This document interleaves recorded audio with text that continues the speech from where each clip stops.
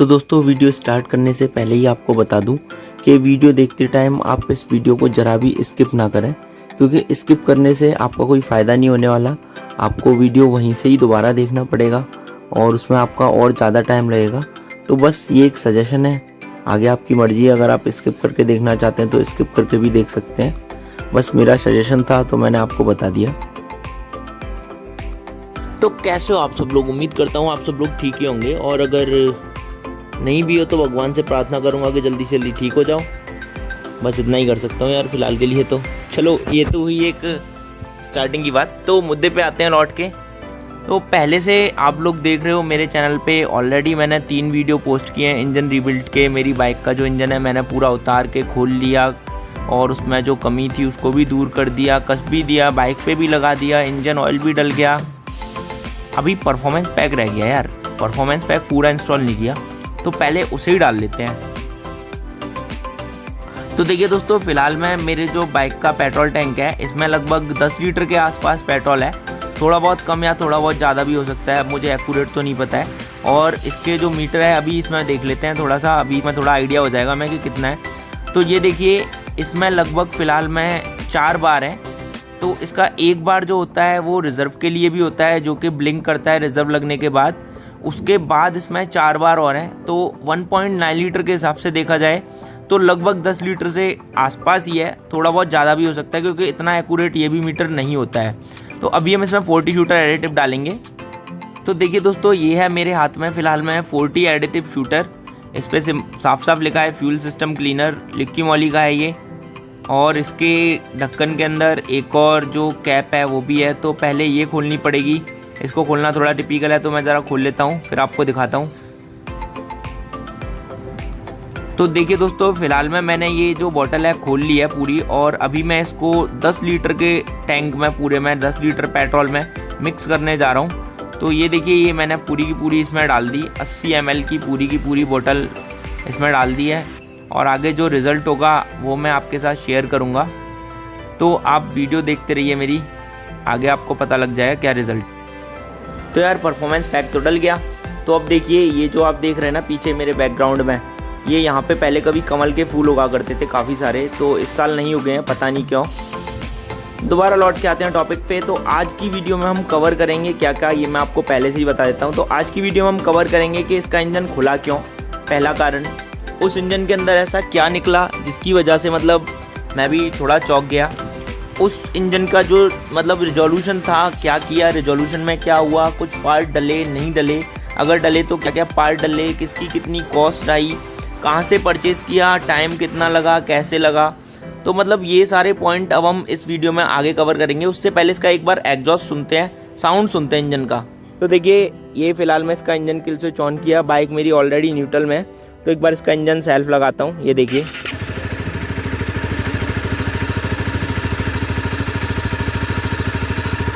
ये है इसका एग्जॉस्ट नोट, थोड़ी तेज करके दिखाता हूँ।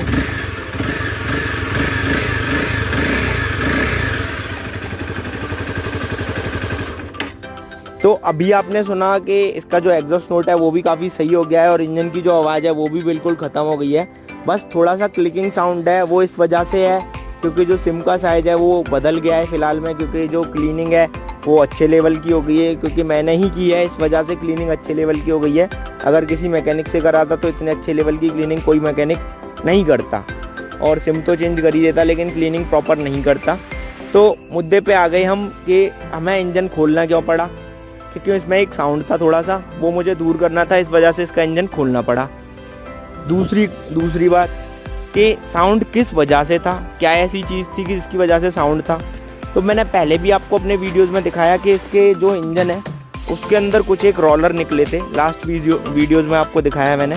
और अगर नहीं देखा है आप लोगों ने तो मैं आपको वीडियो का लिंक आई बटन में दे दूँगा, आप वहाँ पर देख लेना। तो दो पॉइंट कवर हो गए कि साउंड क्यों था, किस वजह से था, खोलना क्यों पड़ा, और किस वजह से साउंड था। तीसरा कारण, वो रोलर आए कहाँ से, ये सबसे एंड में कवर करेंगे, ये बात की बात है। अब आते हैं इसमें कॉस्ट कितनी लगी खोलने से लेके बंद करने तक, और ओवरऑल पार्ट्स की जो कॉस्ट है, इंजन ऑयल की जो कॉस्ट है, वो सारी कितने की पड़ी ओवरऑल। तो देखो, सबसे पहले 3098 का 3098 रुपये का इसका लिक्की मॉली का परफॉर्मेंस पैक मैंने मंगाया। परफॉर्मेंस पैक की एक्चुअल कीमत तो 2699 रुपीज़ है, मतलब 2699 2699 रुपये है अभी के हिसाब से जब मैंने ख़रीदा था। अब अगर बढ़ गई हो या घट गई हो तो मुझे पता नहीं है, इस मामले में आप लिक्की मॉली की वेबसाइट पर जाके देख लेना, मुझे उस बारे में कोई जानकारी नहीं है फ़िलहाल के लिए। और तो ये थी इसकी परफॉर्मेंस कॉस्ट की, जो परफॉर्मेंस पैक है उसकी कॉस्ट। तो मैं इसको 3000 ही 3100 रुपये मानूंगा, क्योंकि 3098 रुपये है। इसमें मैंने कुछ एक्स्ट्रा भी ऐड ऑन किया था, जो कि था स्पीड शूटर एडिटिव।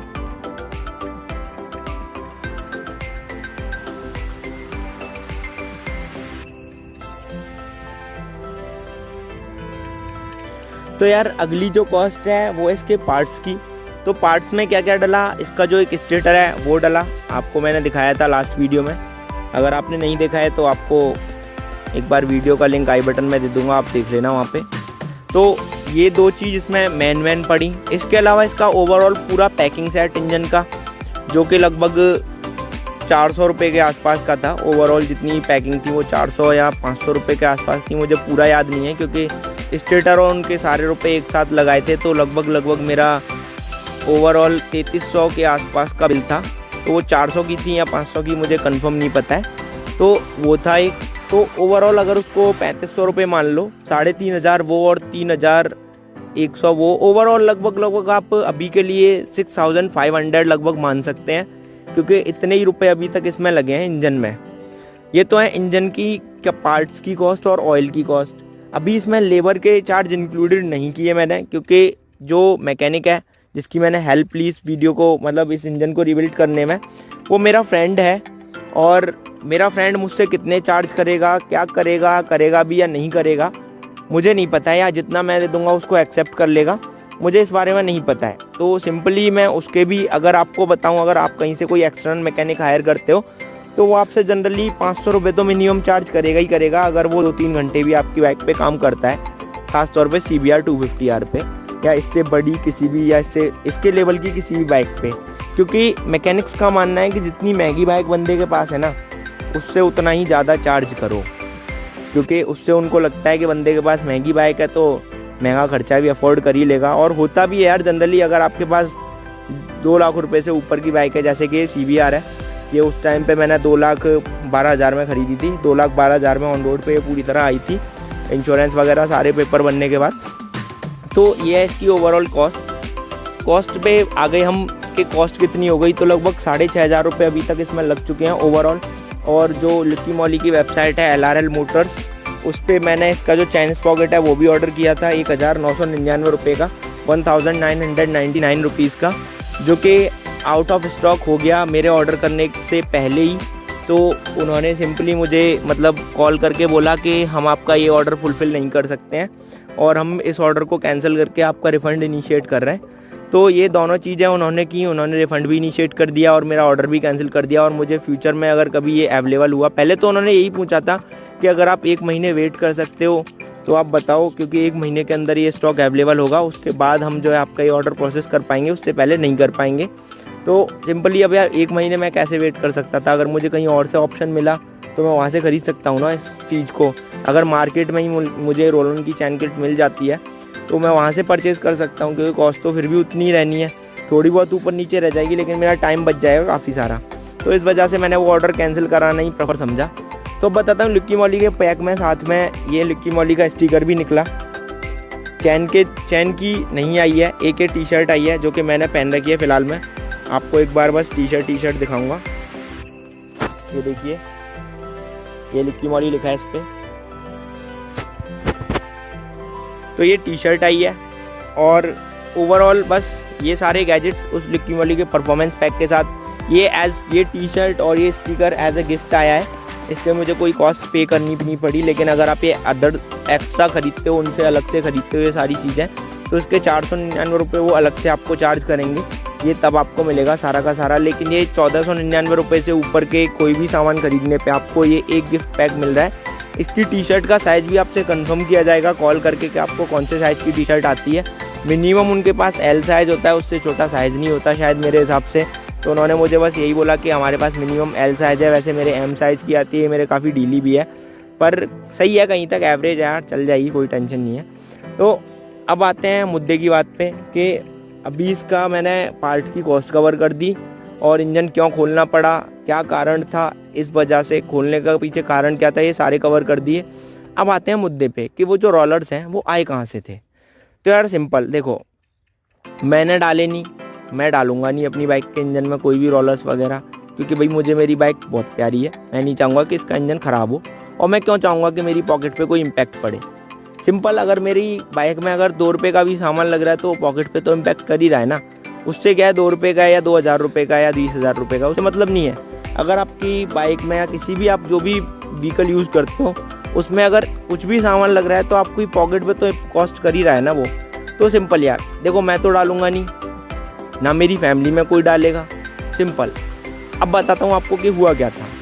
तो टाइम में थोड़ा पीछे की ओर चलते हैं। मार्च का महीना था, अभी इसी साल का मार्च 2000। रॉकर टूट चुका है, रॉकर टूट गया। तो सिंपली वहाँ से जहाँ पे मैं खड़ा था उस टाइम पे, जहाँ मेरी बाइक बंद हुई थी, उस जगह से सर्विस सेंटर मात्र 500 या 600 मीटर दूर था। लेकिन मेरा जो घर है, जहाँ पे मैं अपनी बाइक को जनरली मतलब सर्विस करता हूँ, जहाँ पे मेरा घर है वहाँ पे मेरे टूल वगैरह सारे हैं, वो लगभग 150 किलोमीटर दूर था। तो यार सिंपल मैंने सोचा कि इसको सर्विस सेंटर में ही लगा देते हैं फ़िलहाल के लिए। बस फिर क्या था, सर्विस सेंटर में लगा दी ले जाके। मुझे पता था रॉकर टूटा है, अब ये बात मुझे पता थी, मैकेनिक को भी पता थी। मैकेनिक ने फ़ोटो भेजा, वीडियो भी भेजा। तो वीडियो क्या भेजा, उसने फ़ोटो भेजा कि रॉकर यहाँ से टूट गया है। और इसमें जो है मैंने सिंपली उसको बोला कि उसने मुझे क्या क्या बताया, आपको बताता हूँ। पहले उसने मुझे बताया कि इस बाइक में दोनों कैमशाफ्ट, दोनों रॉकर आर्म, चारों सिम, साथ साथ टाइमिंग चैन, ये सारी चीज़ें चेंज होंगी। और ओवरऑल उसने लगभग 5000 के आसपास का बिल मुझे एस्टीमेट, मतलब जिसे कहते हैं एस्टीमेट, वो मुझे थमा दिया। तो अब यार उसे देख के मेरा माइंड ख़राब हो गया कि मैंने यार इतनी बड़ी तो कमी भी नहीं है यार, ये कैसे, मतलब तू इतना बड़ा बिल कैसे बना सकता है। मेरी बाइक में केवल एक रॉकर टूटा है तो कैमशाफ्ट क्यों चेंज होगी, पहले तो ये बता। तो बोलता है रॉकर टूटने की वजह से कैमशाफ्ट घिस गई है और ये चेंज करनी ही पड़ेगी। अब मैंने कहा ठीक है कोई नहीं, मैं आता हूँ, मैं देखूंगा पहले, क्योंकि यार मैं भी इतना तो जानता हूँ इंजन के बारे में, इतना पढ़ा लिखा तो मैं भी हूँ कि इतनी जल्दी थोड़ी ना घिस जाएगी। अगर मैंने कंटिन्यूस 25-30 किलोमीटर या उससे ज़्यादा चला दी हो बाइक तो मैं मानता भी हूँ कि हाँ भाई कैमशाफ्ट घिस गई, ख़त्म हो गई। तो यार क्या हुआ, मैं गया सर्विस सेंटर, तो वहाँ पे जाके मैंने उस मैकेनिक को कॉल किया। मैंने कहा यार कहाँ पे, बता ज़रा, दिखाइए मेरी बाइक, दिखाते एक बार। तो उसने मेरी बाइक उस टाइम पे केवल उसका जो हेड का जो कैप है, टैंक वैंक उतार के हेड का जो कैप है वो खोल के रख रखा था। और मैंने उसमें क्या देखा, केवल एक रॉकर टूटा हुआ है और कुछ भी नहीं है। सिम यूं के यूं इसी में चिपके हुए हैं, कैमशाफ्ट यूं की हुई है, सब कुछ सही है, केवल एक रॉकर टूट गया है। रॉकर किस साइड का था, रॉकर था इनटेक साइड का, तो वो टूट गया। अब भाई वहाँ तक तो समस्या नहीं थी कोई भी। तो मैंने उससे सिंपली बोला देख रॉकर टूटा है, ऐसा कर रॉकर डाल दे, कुछ नहीं है, रॉकर डाल दे, चेंज कर दे, और कुछ नहीं डलना इसमें। कैमशाफ्ट मैंने देखी बिल्कुल ठीक थी, टाइमिंग चैन वो भी बिल्कुल ठीक थी। अभी भी मैंने इसको खोला है जब इंजन को, तो मैंने दोनों चीज़ें देखी हैं, बिल्कुल परफेक्ट है, मतलब कोई भी कमी नहीं है कैसी भी। तो ये है ओवरऑल। तो क्या हुआ, अब उस बंदे ने मुझे कई बार वहाँ कह सकते हो फोर्स तक किया उस बंदे ने कि नहीं, अगर कैमशाफ्ट नहीं डलवाई, टाइमिंग चैन नहीं डलवाई तो आपकी बाइक ख़राब हो सकती है, और कोई ख़राबी हो जाए तो मुझसे मत कहना। और मतलब ये वो कि मैं इसकी कोई गारंटी नहीं ले सकता कैसी भी, ना मैं इसकी जो हम कुछ टाइम की वारंटी लेते हैं वो भी नहीं लेंगे, और ये है वो है, मतलब उस एक तौर पे कह सकते हो जो कहते हैं ना राई का पहाड़ बना देना, वो वाला ऐसा उसने मेरे साथ कर दिया और राई का पहाड़ बना दिया। और सिंपली मुझे डराने की काफ़ी कोशिश की कि मैं डर जाऊं और उसके झांसे में आ जाऊं और ये सारी चीज़ें फ्री में चेंज करा दूं, जिनका कोई भी मतलब नहीं है यार। जब एक साइड का रॉकर टूटा है तो एक साइड का ही चेंज होगा ना, एक साइड के सिम से हैं तो एक साइड के ही चेंज होंगे ना। तो सिंपल मैंने उससे यही कहा, मैंने कहा ऐसा कर देख, सुन, रॉकर डाल दे और जिस साइड के सिम डलने हो वो डाल दे। तो कह रहा कि भैया देखो सिम तो चारों ही डलेंगे इसमें। मैंने कहा देख, आगे की साइड के सिम मैंने अभी कुछ टाइम पहले ही ठीक किए हैं और ये बिल्कुल ठीक है, इनको हाथ मत लगा दियो गलती से भी। अब मैंने उसको जब फोर्स करना चालू किया तो बंदा थोड़ा मान तो गया मेरी बात को, लेकिन चिढ़ के, जो कहते हैं ना चिढ़ किस बात की, आपको ये बताता हूँ। चिढ़ इस बात की कि ना तो उसका कोई कमीशन बन पाया मुझसे फालतू का, क्योंकि इन लोगों को पार्ट्स पे कमीशन मिलता है ना 30% से 35% या उससे भी ज़्यादा, जो भी मिलता हो यार, जो भी मिलता हो। अगर एक 10 रुपये के पार्ट पे उसको 2 रुपये ही बच रहे हैं तो वो उसको बची तो रहे ना फ्री में। तो ना तो उसका वो कमीशन बना, ना ही उसको साथ साथ उसमें कोई एक्स्ट्रा मुझसे मिला। अगर वो डायरेक्ट मुझसे बोलता कि भैया ऐसा है ठीक है मैं डाल दूंगा, लेकिन मुझे 500 रुपये एक्स्ट्रा चाहिए, तो मैं एक बार को सोच लेता कि कोई नहीं, चलो 500 रुपये इसको एक्स्ट्रा दे दो, वो काम अच्छा कर देगा। मैं ये सोच लेता, मैं दे भी देता उसको। लेकिन उसने क्या किया, उस बंदे ने जो है मतलब नीचता की कहते हो, नीचता होती है ना, वो दिखा दी अपनी। ये लोग मैकेनिक होते हैं ना, ये नीच होते हैं, खासतौर पे सर्विस सेंटर वाले जो होते हैं। एक्सटर्नल मैकेनिक को मैं कभी नहीं गलत कहूँगा, लेकिन सर्विस सेंटर वाले मोस्टली, मैं सबको ही नहीं कहता कि सारे के सारे ही खराब होते हैं, सारे के सारे ही बेकार होते हैं, लेकिन ये जो मैकेनिक्स होते हैं ये मतलब कह सकते हो नीचता कर देते हैं कभी कभी। तो नीचता क्या की उस बंदे ने, अब उसने की, उसके किसी कलीग ने की, या उससे करवाई गई क्योंकि इसका बिल नहीं बन रहा है। तो इस वजह से मेरे इंजन के अंदर उसने रोलर छोड़ दिए खुले। अब वो रोलर छोड़ दिए या गलती से छूट गए, कैसे भी, ओवरऑल अगर इंजन ऑयल तो डला नहीं, क्योंकि ऑयल मैंने लगभग 500 या 700 किलोमीटर पहले ही चेंज किया था, तो ऑयल चेंज कराने की मुझे ज़रूरत नहीं थी। जब ऑयल चेंज कराने की ज़रूरत नहीं थी, तो अब बस वही है कि माइंड थोड़ा घूम गया मेरा। मैंने कहा ऑयल चेंज कराया नहीं, कुछ भी नहीं कराना, तो सिंपल बस थोड़े से कॉस्ट में ओवरऑल लगभग 1800 रुपये के आसपास जो मेरा बिल बना, और उसमें मेरी बाइक मेरे घर पे आ गई लौट के 150 किलोमीटर कवर करके। लेकिन उस 150 किलोमीटर में क्या हुआ, एक बार मेरी बाइक बंद हुई, उसके साथ साथ मुझे पता भी लग गया इंजन में कोई अजीब सी साउंड आई है। उसके साथ साथ एक अजीब सी साउंड भी आई, और साउंड जो है ऐसी आई जैसे कहीं कोई चीज़ ऐसी टकराई हो इंजन के अंदर जो कि अननेसेसरी है।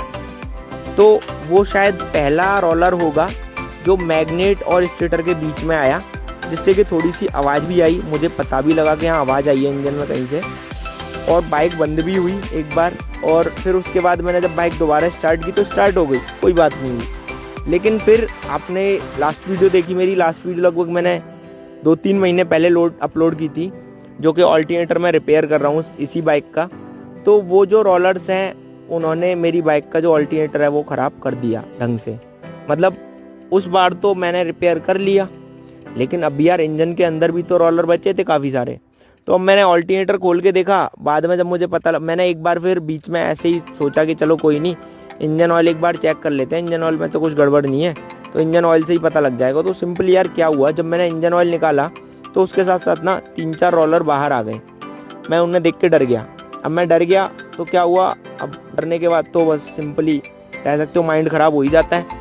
तो मेरा ब्लेम सीधा सीधा यही है कि ओवरऑल अगर आप सर्विस सेंटर में बाइक छोड़ते हो अपनी, तो यार सिंपल अपनी रिस्क पे छोड़ो, या मैकेनिक की जेब भर दो, पहले से ही उसको रुपए दे दो कि भाई ऐसा ये ले, ये पकड़ 500 रुपये, और तुझे काम करना है परफेक्ट वाला, और कुछ गड़बड़ ना हो जाए इंजन में कैसी भी। दूसरा, अगर आप मैकेनिक से काम करा ही रहे हो तो उसी के अकॉर्डिंग कराओ जैसे वो कह रहा है। मतलब कि उसने कहा है ना कि फालतू में ये चीज़ बदलनी है, बदलवा लो यार कम से कम इंजन तो नहीं खोलना पड़ेगा। पर नहीं, ऐसा क्यों करना। तीसरा, या मैकेनिक आपकी पूरी तरह से जानकारी का हो, या मतलब कह सकते हो मैकेनिक बिल्कुल फैमिली कांटेक्ट में हो, ये कह सकते हो, जिससे कि उसे पता हो कि नहीं यार ये बाइक अपनी है ही, इस बाइक में कोई भी गड़बड़ नहीं करनी है। तो ये 3 पॉइंट तो हुए ये कि आप मैकेनिक से काम कराते हो उस केस में, या आपका कोई फ्रेंड हो या कुछ भी, मतलब ऐसा हो जो बिल्कुल फुल्ली ट्रस्टेड इंसान हो, जो आपको श्योर लगता हो कि किसी भी तरीके से गड़बड़ करेगा ही नहीं किसी भी कीमत पे। अगर इसको बाइक पूरी भी दे देंगे तो भी ये यूं की यूं लाके खड़ी कर देगा, ठीक बिल्कुल कोई कमी नहीं करेगा। और अब आते हैं नेक्स्ट पॉइंट पे, सबसे अच्छा है कि आप खुद करो। खुद करने से क्या होगा, एक बार गलत होगा, ठीक है मान लेता हूँ, किसी मैकेनिक की हेल्प लेके करो जैसे कि मैंने किया। एक बार गलत होने के चांस है कि हाँ हो सकता है, लेकिन मेरा जो दोस्त था मैकेनिक वो काफ़ी एक्सपर्ट है, तो उसने मेरे साथ ऐसा पहले चांस में कुछ भी गलत होने ही नहीं दिया, तो उसके लिए मैं उसको दोबारा से थैंक्स कहूँगा। तो यार देखो, या फिर ऐसे मैकेनिक के गाइडेंस में कर लो, ठीक है। तीसरा, अगर आप जो है पूरी तरह से फुल्ली श्योर हो कि आप अकेले कर सकते हो तो करो, लेकिन साथ साथ ना वीडियो ज़रूर रिकॉर्ड करो, जिससे कि अगर कोई भी गड़बड़ होगी तो आप उसको तुरंत कवर तो भी कर लोगे। अगर कवर नहीं हुई तो यार आपके लिए इशू बन जाएगा, और इशू बन गया तो फिर आप मुझसे सपोर्ट लोगे या किसी और भी कोई मैकेनिक है उससे सपोर्ट लोगे, तो बाद में वो ज़्यादा चार्ज करेगा, क्योंकि उसको भी नहीं पता, उसने देखा ही नहीं कि क्या खोला आपने, कैसे खोला, और आपके पास कोई प्रूफ नहीं होगा उसको दोबारा से देखने का। लेकिन वीडियो से ये फ़ायदा है कि अगर आप वीडियो देख लोगे एक बार तो आपको एक बार रिकॉल हो जाएगा आपके माइंड में कि आपने ये चीज़ कैसे खोली थी, तो आप उसको दोबारा से रीअसेंबल कर लोगे यूँ की यूँ एज इट इज़, जैसे कि ये जैसी वो थी उसी तरीके से आप उसको रीअसेंबल कर दोगे। तो यार ये तो हुए पॉइंट्स।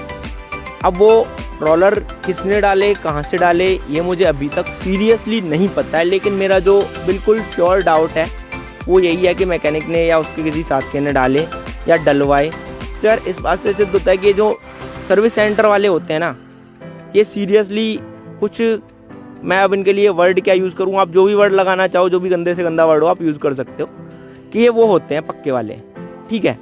क्योंकि ये लोग ना अपने थोड़े से टुच्चे से फ़ायदे के लिए, अगर ये बंदा मुंह से मांगता ना मुझसे 500 रुपये, मैं उसको दे देता, कोई टेंशन नहीं थी मुझे। मैं उस टाइम पे अपने सिटी से बाहर था, अपने लोकल से बाहर था, और मेरी जो टूल्स वगैरह हैं वो मतलब मेरे पास थे नहीं जिससे कि मैं इंजन को खोल के ठीक कर सकूँ।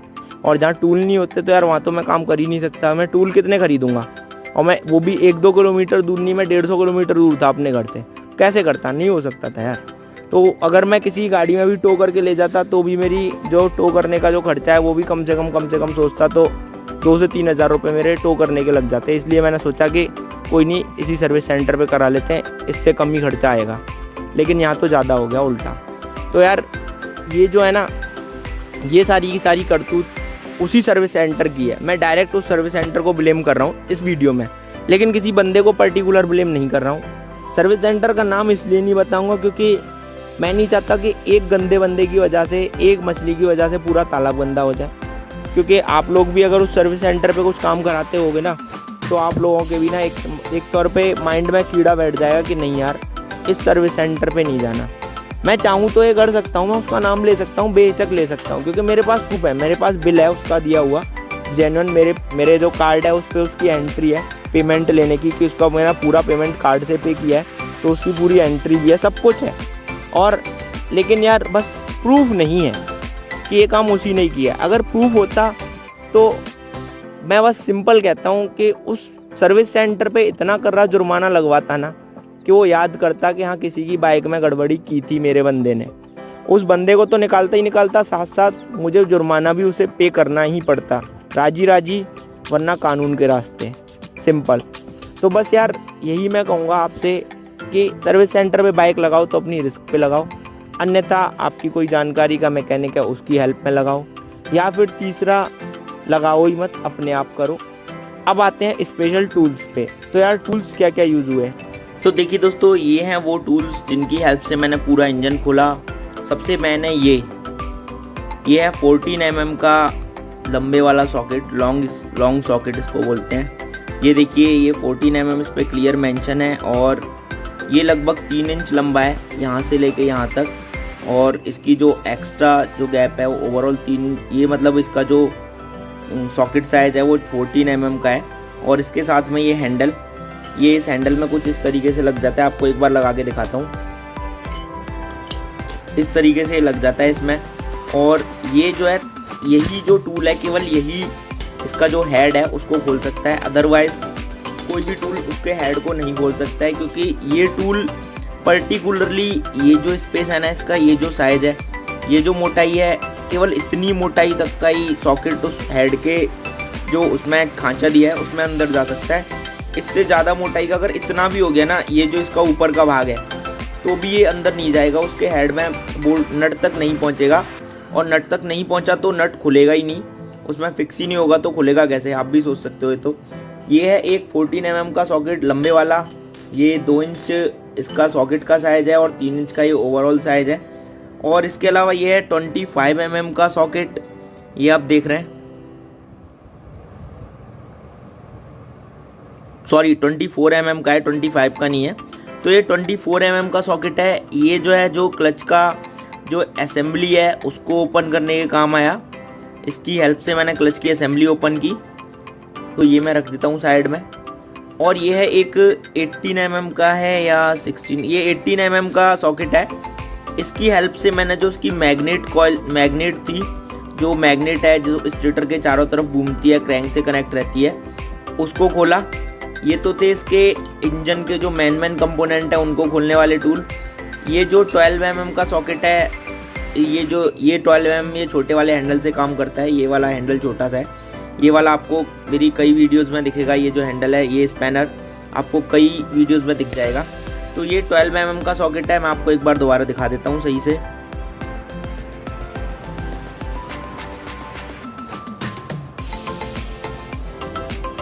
ये देखिए ये 12 mm का सॉकेट है। ये वाला जो है हेड को ओपन करने के काम भी आया। हेड में 2 बोल्ट होते हैं जो कि 12 mm के होते हैं। और ये 8 mm का सॉकेट है। ये जो है जो बाहर के जो इंजन के कवर के केस के जो बोल्ट हैं उनको ओपन करने के काम आया। इसने सारे इंजन के जो बोल्ट हैं जितने भी 8 mm के जितने भी हैं वो सारे खोले। और ये है 10 mm का सॉकेट। ये 10 mm का सॉकेट, इसकी हेल्प से मैंने जितने भी इसके 10 mm के स्क्रूज थे, जैसे कि जो सेल्फ है उसके और उसके साथ साथ चेन टेंशनर है उसके, और जो कैम शाफ्ट को होल्ड करने के लिए जो बुशिंग लगी है उसके, ये सारे के सारे स्क्रूज मैंने इस 10 mm के सॉकेट की हेल्प से खोले। तो ये मेन टूल हैं। इसके अलावा प्लास, पेचकस और कपड़ा, कुछ एक साफ़ सफाई करने के लिए, WD-40 का स्प्रे साफ़ करने के लिए इंजन को अंदर से, उसके साथ साथ कुछ जगहों पे पेट्रोल, जैसे कि इंजन के हेड पे जो है गंदगी जो जमी हुई थी उसको हटाने के लिए पेट्रोल का यूज़ किया, और साथ में एक पुराने टूथब्रश का भी यूज़ किया। और कुछ छोटे मोटे टूल हैं, पर जो जनरल टूल हैं उनमें ये मेन है। ये आपको हर एक मैकेनिक के पास नहीं मिलेगा। ये एक स्पेशल टूल की कैटेगरी में आता है क्योंकि ये लॉन्ग सॉकेट है। लॉन्ग सॉकेट हर मैकेनिक के पास नहीं होता है। तो बस मैं यही बताना चाहूँगा आपको। और सारे ये जो सॉकेट हैं ये जनरली आपको मिल जाएंगे हर एक मैकेनिक के पास, लेकिन ये जो लॉन्ग वाले सॉकेट हैं ये हर एक के पास नहीं मिलते हैं। स्पेशली आपको हर एक हार्डवेयर शॉप पे भी नहीं मिलेंगे, आपको कुछ एक स्पेसिफिक हार्डवेयर शॉप्स पे ही मिलेंगे। तो ये थे इसके टूल। तो यार अब बताओ आपको ये वीडियो कैसा लगा। मैंने इसके 3 पार्ट डाले, अब ये 4था पार्ट मैं इसमें डाल चुका हूँ यहाँ पे। अभी बस इसका कुछ रह गया है पार्ट, मैं आपको बता देता हूँ, वो भी मैं अभी कवर ही कर देता हूँ इसी में। तो देखो इसमें मैंने अभी आपने थोड़ी देर पहले देखा कि अभी मैं इसमें 40 शूटर वो फ्यूल क्लीनर डाल रहा हूँ, जो फ्यूल क्लीनर इसके परफॉर्मेंस पैक में आया था। तो उसको डालने के बाद कुछ लगता है, मतलब जो वो वर्थ ऑफ मनी है, वेस्ट ऑफ मनी है। तो वर्थ ऑफ मनी है, मैं आपको सिंपली कहूँगा, वेस्ट ऑफ मनी नहीं है। इसका जो लिक्की मॉली का परफॉर्मेंस पैक है वो वेस्ट ऑफ मनी बिल्कुल भी नहीं है। अब आप कह सकते हो कि मैंने इंजन पूरा क्लीन कर दिया, इस वजह से इंजन की परफॉर्मेंस बढ़ी है, पिकअप बढ़ा है या पावर वगैरह जो भी बढ़ा है, कुछ तो इसमें बढ़ा है। ये तो मुझे पता है कि इसमें लगभग 10-12% का अंतर आया है इसकी पावर में और पिकअप वगैरह सब में। वो क्यों आया ये मुझे पता नहीं है, क्योंकि इंजन मैंने साफ़ भी किया है, साथ साथ इसमें लिक्की मॉली का परफॉर्मेंस पैक भी इंस्टॉल किया है। तो यार ये बात मैं नहीं कह सकता हूँ कि ये परफॉर्मेंस पैक की वजह से है या मतलब मेरी क्लीनिंग है उसकी वजह से है। तो देखो यार सिंपल, ये मैंने क्लीन किया है, इसमें मेरा भी कुछ श्रेय है, मतलब कुछ एडिशनल मेरा भी कुछ है ऐड ऑन, ठीक है। साथ साथ इसमें जो इंजन ऑयल है ना उसका मेन एडिशन है, क्योंकि इंजन ऑयल सही में अच्छे वाला है। मैंने उसको उंगली पे लेके स्मूथनेस उसकी चेक की, साथ में मेरे पास मोटोल का भी 10W40 रखा था, उसकी भी चेक की। थोड़ा सा अंतर, मतलब कह सकते हो 90 और 100 का अंतर, इतना अंतर मुझे लगा मोटोल और लिक्की मॉली में, और इतना इनकी कॉस्ट में है लगभग। तो लिक्की मॉली का इंजन ऑयल सही में अच्छा है, ये मैं मानता हूँ। परफॉर्मेंस पैक उससे भी अच्छा है, ये भी बात मैं मानता हूँ। और उसके साथ साथ अगर इसमें परफॉर्मेंस पैक में मैंने फ्यूल क्लीनर डाला है, तो अभी आप देखो इसमें जो है 3 बार रह गए, और जब मैंने डाला था तो उस टाइम पे 4 बार थे पेट्रोल के। तो देखो अभी ये काम करता है या नहीं, ये काम करता है भाई, ये मैं कहूँगा। इसका जो फ्यूल क्लीनर है वो भी काम करता है, इसका परफॉर्मेंस पैक है वो भी काम करता है, अच्छा काम करता है। मैं यही नहीं कहूँगा कि केवल काम करता है, वो अच्छा काम करता है। क्यों? क्योंकि इसकी जो परफॉर्मेंस है ना वो लगभग 10 से 12% सीरियसली बढ़ गई है। यही कहूँगा कि इसका जो एवरेज है, एवरेज फ्यूल कंजम्पशन, वो लगभग 30 के आसपास आ गया है लोकल में। जहाँ पे मैं लोकल में चलता हूँ उस जगह पे 30 के आसपास का हो गया है। पहले से मतलब थोड़ा सा बढ़ गया है, 2 किलोमीटर का एनहेंसमेंट हुआ है। इसकी जो कह सकते हो क्लच का रेस्पॉन्स अच्छा है इस वजह से, या कुछ भी किसी वजह से इसमें 2 किलोमीटर का एनहेंसमेंट हुआ है ओवरऑल। तो ये भी काम करता है। तो अगर आप वो ऑर्डर करते हो आपके लिए बेस्ट है। 2700 रुपये में 2699, मतलब 2699 रुपये में कोई भी बुरा नहीं है, मैं बस यही कहूँगा। इसमें आपको साथ में एक गिफ्ट पैक भी मिलेगा 499 रुपये का। तो ओवरऑल कॉस्ट आपको केवल वही 2200 रुपये के आसपास की पड़ेगी, बस उससे ज़्यादा नहीं पड़ेगी। 2200 में आपको 2 लीटर ऑयल और साथ में काफ़ी सारे प्रोडक्ट, मतलब एक इंजन फ्लश और साथ साथ इंजन ऑयल एडिटिव वगैरह, ये सारी चीज़ें मिलती हैं। तो कोई बेकार नहीं है, काफ़ी वर्थ ऑफ मनी है, काफ़ी सही है। मतलब कह सकते हो कॉस्ट के हिसाब से देखा जाए तो सही है। मोटोल का भी ऑनलाइन मैंने देखा था तो 820 रुपये का 1 लीटर है, और लिक्की मॉली का जब मैंने परचेज़ किया था तो उस टाइम पे 950 रुपये पर लीटर का था, पर मैंने परफॉर्मेंस पैक ही ऑर्डर किया। तो यार ये हुई ओवरऑल बातें सारी जो भी थी आज के वीडियो के, कंक्लूजन वगैरह सब कुछ। ये वीडियो सबसे लंबी हो जाएगी, इस बात का मुझे पता है, लेकिन फिर भी यार तो यार फाइनली बस जो रोलर्स थे वो क्यों डाले आपको ये भी बता देता हूँ। तो उनको डालने का सिंपल एक ही मोटिव था कि बाइक को जल्दी से जल्दी सर्विस सेंटर पे दोबारा बुलाना और इंजन खोलने के नाम पे काफ़ी अच्छी खासी ठगाई करना कि हमने तो पहले ही कहा था कि इसमें इतना काम होना है, आपने नहीं कराया तो इंजन अभी पूरा ही खुलेगा, हम क्या कर सकते हैं। तो सिंपली बस एक फ्यूचर में अपनी पॉकेट भरने की प्लानिंग थी जो कि सक्सेस नहीं हुई उन मैकेनिक्स के द्वारा। जो भी लोग थे इसके पीछे ये तो मुझे पर्टिकुलर पता नहीं क्योंकि मेरे पास कोई प्रूफ नहीं है। और आपको ये वीडियो कैसा लगा तो आप मुझे मेरे फेसबुक मैसेंजर या इंस्टाग्राम पे आके बता सकते हैं। अगर वीडियो अच्छा लगा है तो लाइक करना, अगर अच्छा नहीं लगा है तो डिसलाइक करना, और मेरे चैनल को सब्सक्राइब ज़रूर करना क्योंकि आगे आने वाले वीडियोज़ भी इसी चैनल पे मिलेंगे। और अगर किसी फ्रेंड के साथ इस वीडियो को शेयर करना चाहते हैं तो बेधड़क होकर शेयर कीजिए। और thanks for watching this video, have a great day. बस यही कहूँगा, थोड़ा सचेत रहो आगे फ्यूचर में।